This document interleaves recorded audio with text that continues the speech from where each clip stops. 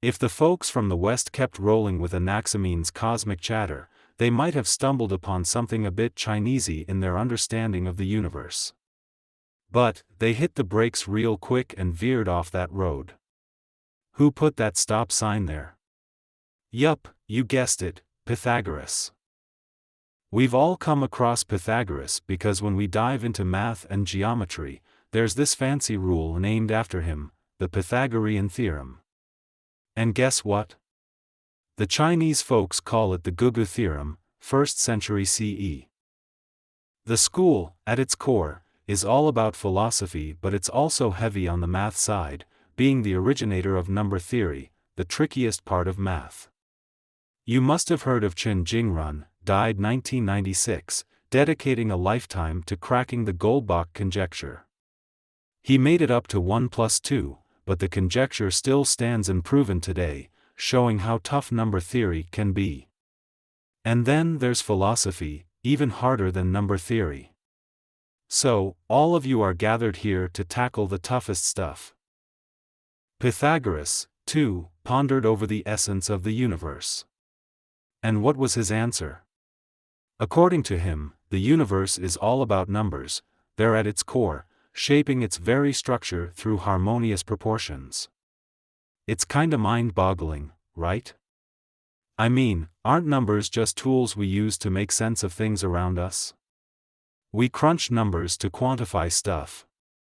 But Pythagoras argues that numbers aren't just for organizing things, they're actually the universe's building blocks, and the relationships between numbers make up the universe's blueprint.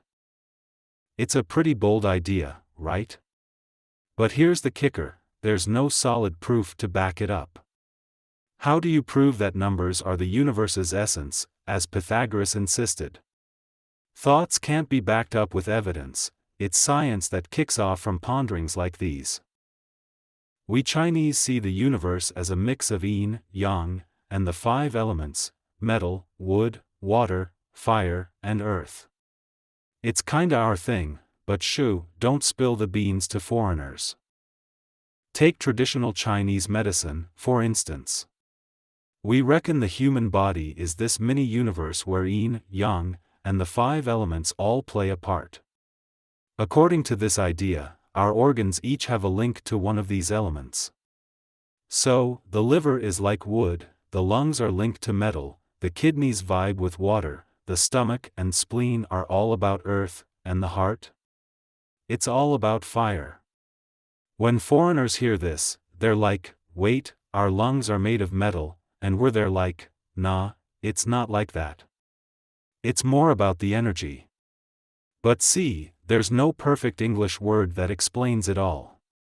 It's not air, not gas, it's a whole other concept. So, yeah, trying to explain our view of the universe to them can get tricky. Metal, wood, water, fire, and earth? They're not actual physical things in the universe, more like symbols of how stuff comes together or falls apart. So, out of metal, wood, water, fire, and earth, which element has the most spread out, go-getter energy? Yep, it's fire. And which one's all about being compact, pulling in?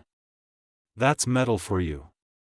They're like different vibes of coming together and spreading out, known as the 5 elements. Trying to explain this to Europeans can be a tough nut to crack, 'cause they're all about the physical stuff. And hey, when Pythagoras said numbers are the key to the universe, that's another one you can't prove, but that's how he viewed things. If it weren't for the Pythagorean view of numbers, we wouldn't have the modern Western natural science we know today. Why do we owe it all to Pythagoras? Well, it's all about putting our natural world into neat little math equations. Once we crack that code, boom, we've unraveled the mystery. But if there's a natural phenomenon that just can't be mathematically captured, those theoretical physicists will be quick to dismiss it as non-existent, telling the experimentalists to go back to the drawing board. Those theoretical brains are pretty confident, if something's out there in nature, you bet we can squeeze it into a math formula. It's all about translating the laws of science into equations. And that's how Western science rolls, all thanks to Pythagoras and his numbers game. Meanwhile, the Chinese approach things differently. They're not too fussed about fitting nature into mathematical boxes like we are in the West. What's the first thing you learn when diving into physics? Measurement. Why is it so crucial? Well, pretty much everything in that first physics chapter centers around measurements. Speed, length, all of it needs to be crystal clear because in physics, observation equals measurement. If you haven't measured anything, it's like you haven't really looked at anything. It's all about measurement, a fundamental principle in Western science.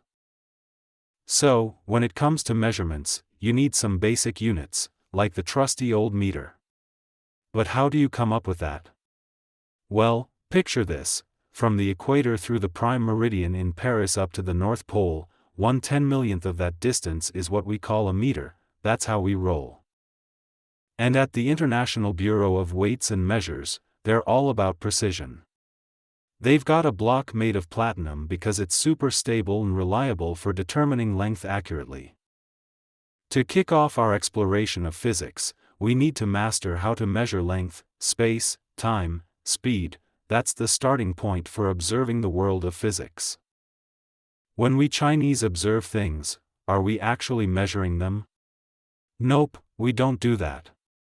But in Western observation, it's all about taking measurements. Just compare Western medicine with traditional Chinese medicine, and you'll see the difference. Diagnosing diseases is the first step in treating them. So, how do we diagnose? Well, in Western medicine, it's all about taking measurements. You gotta do lab tests first. The different stuff in your blood and urine has normal ranges, and if the values are outside of those ranges, it means there's something wrong. That's what measurement is all about. So, the method of diagnosing diseases in Western medicine can be learned by anyone. You can learn it in a classroom. You just gotta memorize it. For example, the normal range for an enzyme in the blood, like alanine transaminase, is below 40. Remember that, and you're good to go. The values for red blood cells and white blood cells should also fall within certain ranges. So, in Western medicine, diagnosing diseases always involves taking measurements. When a Chinese medicine doc puts 3 fingers on your wrist to check your pulse, is he taking measurements? Nope, he's tuning into the vibes. There are tons of pulse patterns. Some are floaty, some are slick, some are tight like a guitar string, some are strong, some are deep. They say there are over 20 kinds. Back in high school, I set my sights on mastering traditional Chinese medicine. See, there was this wise old doc in my neighborhood who fixed my dad's stubborn bronchitis in a jiffy with just 1 herb mix. That blew my mind and made me have mad respect for Chinese medicine. I was eager to learn. The old doc told me, "Here, take these 2 books. Read them cover to cover before we chat. One is all about diagnosing in traditional Chinese medicine, put together by the TCM School of Beijing Medical College in the 1960s, and the other is an intro to Chinese medicine." I said, "Got it, diagnose first, then treat." These 2 books are my starting point. So, I was checking out this book on Chinese medicine, right? It breaks down the main ways to diagnose stuff, like watching, listening, asking questions, and feeling pulses. When I got to the pulse part, the book hits me with, there are, like, a zillion pulse patterns. I'm like, how in the world am I supposed to figure out all these pulse vibes? But then it goes, don't freak, there are like 20 main types, chill. Phew. I took notes on each pulse type. The banging pulse is strong, the slippery one is smooth as silk, the wiry one feels like plucking a guitar string, and the choppy one is, well, choppy. I got all this info etched in my brain. So, I try checking my sister's pulse. First it's all banging, then it gets a bit slippery, and suddenly, it's all wiry. I'm like, What the heck is this pulse, man? So, off I go to the wise old Chinese medicine dude for some guidance. So, I've been hitting the books for a bit over 2 months, jotting down notes like crazy. But hey, why am I still clueless about feeling pulses? Dude just chuckled and said, I never told you to start feeling pulses. I just wanted you to get a basic grasp from the book so we can chat better. Listen up when I teach you. You should get the vibe behind each pulse type. Like, if it's a slippery pulse, you should know what that is without even touching it. Then he goes, you think you'll become a pulse pro just by reading? Nope. That ain't how it rolls. I'm like, okay, then what's my move? He goes, after you finish the book, focus on 2 things. First up, when I check on patients, you carry the bag. Second, when I write prescriptions, you copy 'em down. I am ticked off. He just has me haul the bag and scribble prescriptions. Seeing I was a bit miffed, he throws me a curveball. When we hit the road to see patients and there's a bag to haul, who's carrying it, you or me? I think for a sec and get it, it's gotta be me, not him. He goes on, when I diagnose folks, I can't spell it out for you. You gotta watch and learn. Once I prescribe stuff, you jot it down and figure why I chose those meds. My prescriptions come from feeling pulses. Take a stab at feeling pulses after I'm done, fix any misses from round 1, and run with it. I'm like, how long is this marathon gonna last? He hits me with, 10 years. That's the long and short of it. How long do you gotta carry the bag and copy prescriptions? 10 years. And then, you're a full-fledged traditional Chinese med whiz. You can't churn out traditional Chinese medicine experts in universities because diagnosing isn't about using a ruler or textbook smarts. It's more about feeling and understanding, not just taking measurements. Real-deal Chinese medicine pros are like magic healers. What makes them magic? They've got great instincts. They touch, they just know. It's kinda tough to put into words, there's no clear-cut explanation. So you gotta dive in, mimic their moves, and keep at it. After a while, you'll start picking up on things just by laying your hands on someone. Traditional Chinese medicine is tough to grasp, unlike Western medicine that can churn out doctors in bulk. So, what's the deal? Well, Chinese folks don't view the world through Pythagoras' mathematical lens, so they don't fit nature into math equations. Meanwhile, in the Western world, the rule is that all natural science starts with watching and trying things out. First step: taking measurements. Without measurements, there's no observing, no experimenting. The whole trial and error process revolves around measurements. But why this approach? It all goes back to the Pythagorean math-based view of the universe. Soon after Western philosophy kicked off, the search for the universe's ultimate origin got derailed by a particular idea, picking a single object and labeling it as the starting point for everything. And guess who hit the brakes on that approach? Pythagoras. What is a number? Is it something we can sense? Yes, it is. We use numbers to organize and arrange things we can see, so they are sensory. But they also go beyond just what we can sense. For example, when we see 5 pieces of chalk, we recognize the number 5, but we can't actually see the concept of 5 itself. Counting doesn't point to something that isn't sensory. If counting were about something beyond our senses, that would be strange.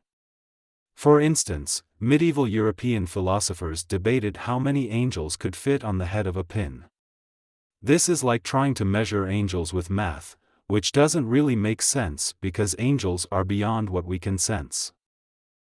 Numbers exist in the realm of sensory things, but we can't directly perceive them. They always relate back to things we can sense.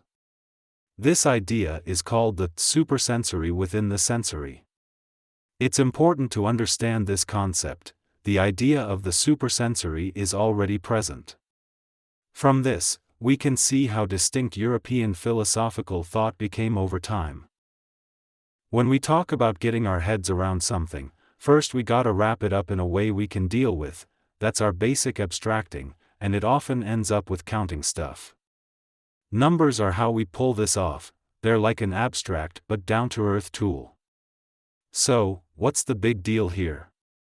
We're hitting a fork in the road between stuff we can figure out and stuff we can just, see or touch.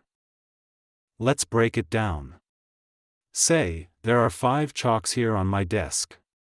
Now, it's a no-brainer that we can see and touch these chalks. They're right there. But when we slap a 5 on them, that's us knowing something about those chalks. We're talking knowledge. Chalks themselves? Totally touchy-feely. But the 5? That's in our heads. Ever seen a wild 5 out in the world? Nah, you haven't, because 5 is something we cook up to sort things out. So, we've got to be clear about this. Stuff you can grab isn't the same as stuff you can grasp with your brain. Getting your hands on something isn't the same as getting the information on it. Alright, so in geometry, which is basically all about shapes and stuff, we like to figure out how things relate to each other in space. Imagine we're chilling in a geometry class right now, and yours truly is the geometry teacher. I'm gonna drop some knowledge on you guys. It's called the parallel line axiom, the 5th rule of Euclidean geometry. So, let me break it down for you. Here's the deal. If you have 2 lines that are running parallel to each other, they're never gonna cross paths no matter how far you extend them. Cool so far? Basically, this parallel line axiom says that parallel lines never meet. As soon as I said that, one smart cookie of a student goes, "Hey teach, how do you know this stuff?" I casually reply, "Been there, done that." I sketched a line from Jing'an Temple to the Bund in Shanghai, and those lines stayed parallel till the end. The student wasn't satisfied and asks, "But what if they meet when crossing the Huangpu River?" That got me stumped. No answer from me on that one. But, let's be real, no student would throw that curveball. When I say that parallel lines stay parallel forever, everyone just nods along. It's like a light bulb moment. No need to draw it out, it's just common sense kicking in. If you're keeping it logical and rational, then of course you're gonna see the truth in it. It's just one of those things that's known without a doubt. Drawing 2 specific lines is like a real thing you can see and feel, right? But here's the kicker, you can never quite nail down 2 parallel lines when you draw them. Do you guys agree with that? No matter how hard you try to make them perfect, there's always a little hiccup. Parallel lines are more of a concept in our heads, a judgment that our brains make all on their own. Once we put it into words, it becomes a known fact. It's pretty cool how just the act of drawing 2 lines can be so intriguing, don't you think?